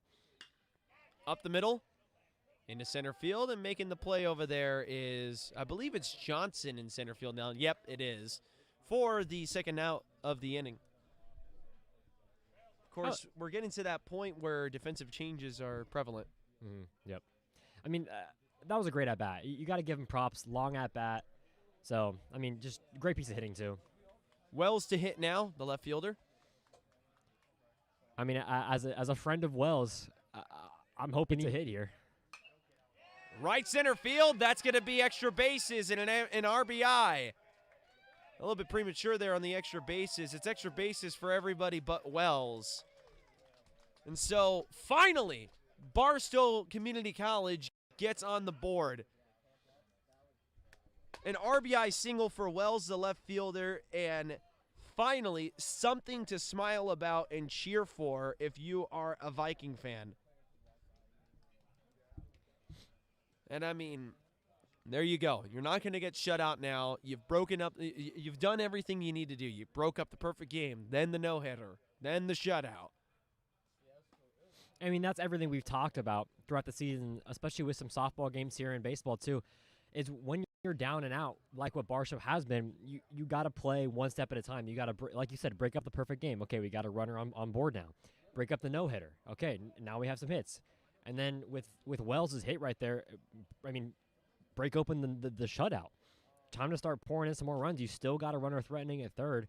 So, I mean, technically, and we've seen crazier. This game's not necessarily over. I mean, that's aggressive to say, but if the pitching staff can't focus up here and just keep continuing free bases, it's going to be a different game.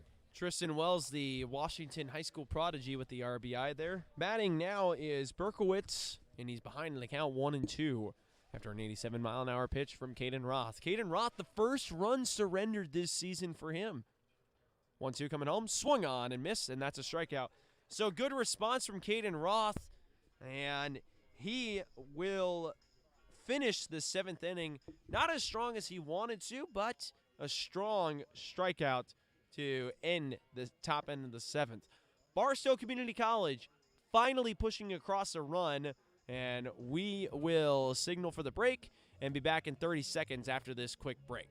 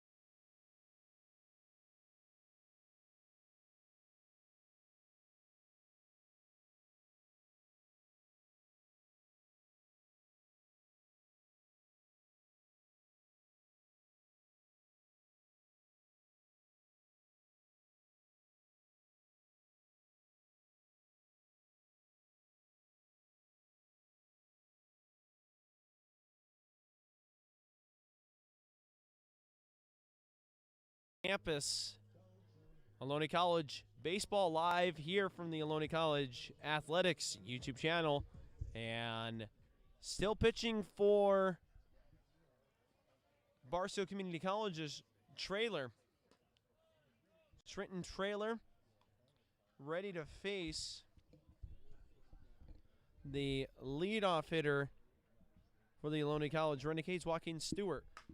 Stewart up to center field and making the play there at second base in short center field is Vaughn for the first out of the inning. Stewart came in at Koshia's spot.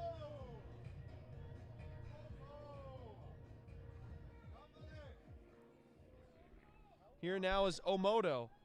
Not sure if you fans at home can hear, but Omoto gets his, as usual, ovation from the players in the crowd. And I got confirmation from the guys in front of us yesterday that Omoto is a clubhouse favorite amongst the team.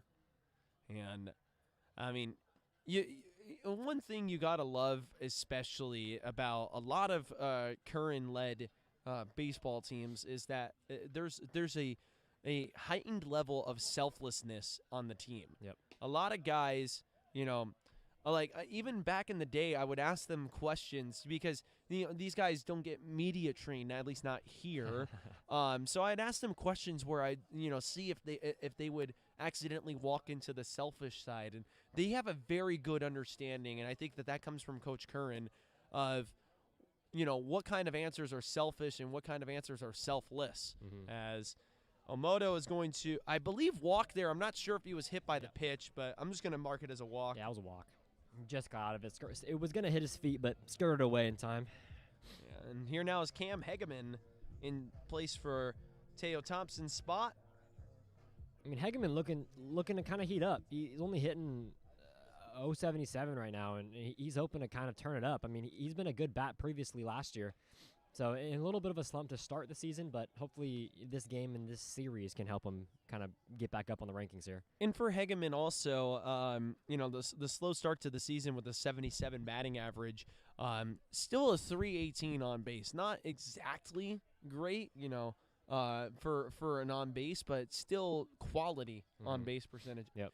Especially with the batting average putting into consideration. Yeah, I mean, that's great to see because he's getting on base still. Like, it's not as if he can't even get on base at all. It's still working walks, working hit by pitches. So yeah, and for Hegeman also, only 13 at-bats on the season. This is his 14th chance at the plate.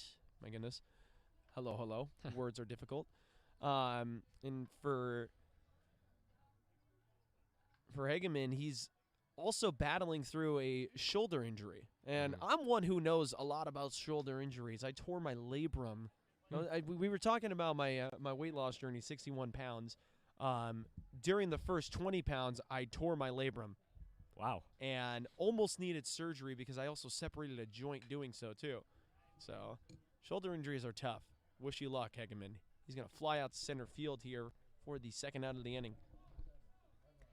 Before the umpire jogged over to make sure that was caught, our home plate umpire had a little bit of swag going on. His right pant leg was rolled up, showing his gear and new style maybe incoming. Well, I mean, the umpires do have a lot of gear underneath them. That's what makes them really look extremely strong. I mean, because like if you don't really know the type of gear that they're wearing underneath their clothing, you're looking at the home plate umpire and thinking to yourself, he's a bodybuilding, chiseled in stone, WWE-looking wrestler. Yeah, this guy's in the wrong profession. Yeah, what is he doing being an umpire? But, it's because he's got a good understanding of balls and strikes. And I will say this much. It's been well called umpire-wise here on the Fremont campus in the last two games. So, we harp on when umpires aren't very great and don't ever give them credit when they are. And I think that's something you got to change. So, shout out to the umpiring crew for being really great today. 1-2 the count now to LT Lindsay. I was speculating what LT stands for. LaDainian Tomlinson, Lawrence Taylor, I don't know. And that's going to be into right center field for a base hit. Rounding second and heading to third is Omoto. He will be at third, standing up. So I gotta eventually get over to Lindsay and ask him, what does LT stand for? Lawrence Taylor, LaDainian Tomlinson, Lieutenant Lindsay. So Vasquez, funny enough, is going to get switched out for the first time that I've seen, at least. Max. I think so. I think this is his first time not coming to the plate in, being switched out, I'm pretty sure. Unless we're forgetting a time, but at least here on the home field. With the 0-1 getting ready to come home. Here it comes. High and inside. 1-1 the count. And I mean, what's funny as an opposing team, when you see someone like Joey Vasquez get switched out, you're like, whew, like thank goodness we don't have that threat anymore. But then you put in Max Matigui and hitting 467 and 15 at-bats. You don't got much of a better – you have basically the same caliber of hitter up replacing him. What do you do as a team there? I mean, well, the Renegades have about, maybe 11 to 15 guys that are about the same caliber of hitter. That's a good problem to have. 2-1, outside for a ball, 3-1. And that's something, that kind of problem has been a problem for Curran for about 10 years. It's been the same thing of I guess you can say you want to keep it reoccurring. Exactly. It's the same. Wow. I didn't even catch that until I just thought about what you just said. 3-1 coming home. Swung on and missed there. And, oh, my goodness, it caught a piece of the catcher. and it caught him where his gear doesn't protect him, the catcher Berkowitz. So he's going to take a minute here to kind of walk it off. And we talk about it constantly, whether it's softball or baseball. If you're a catcher at any level from high school up, you're a tough son of a gun, honestly. Yep. You're a really tough player. You're a really tough individual. You take a beating as a catcher. It's like essentially the baseball equivalent of being a running back. Yeah, I mean, a lot of the times, Ball as Max four? walks here, a lot of the times, catchers are underappreciated. People just kind of, it's almost like running backs, quarterbacks. You just kind of know that they're always going to do the position, but you don't know what the behind the scenes of a catcher's like. It's day in, day out, knowing the plays, knowing the pitch, calling, and then just building your body up. These guys have, just Greek gods of bodies to just deal with all of these. All of the conditions that they're in, squatting like you've been saying for hours on end, especially in a doubleheader like this. If he comes out to catch again, talk about, that's insane. Yeah, I mean, when you're talking about squatting, I don't even like going to the squat rack that much. I know, exactly. Let alone squatting down for several hours in a baseball game. With all the catching gear, I think, if I'm not mistaken, now some players will definitely correct me on this, but it's an added 15 to 20 pounds of gear. I'm unaware, honestly. From what I've heard from previous catchers. I could be wrong, though. 2-0. Line in the left field for a base hit there for Murphy. One run will score. Another run will score. It's a 2 RBI single for him, making the score 12-1. Omoto and Lindsay both scoring there for the Renegades.